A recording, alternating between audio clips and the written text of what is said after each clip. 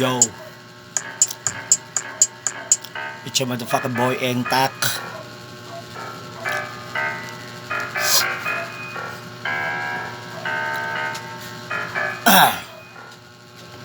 Testing lang.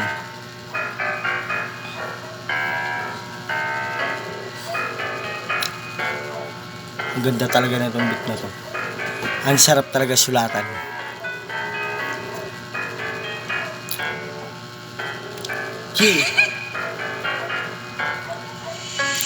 Gusto lang isang bata na naman nang bumalik.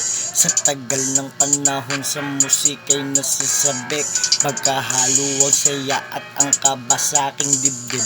Umaasa na makabalik sa mga kapatid sa musika, kaya pwede ba?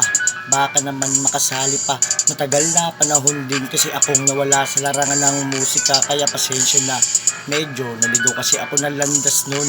Di ko ini-expect na hahantong sa ganong pagkakataon. Sa tagal na panahon ng aking pagkawala ay nanahimik lamang ako ng lubos. Kahit medyo napag-iwanan ng panahon, di ako nagpadaig. Bagko sa akin nilubos ang aking pagkawala. Ang naging mitya ng aral at madaming natutunan.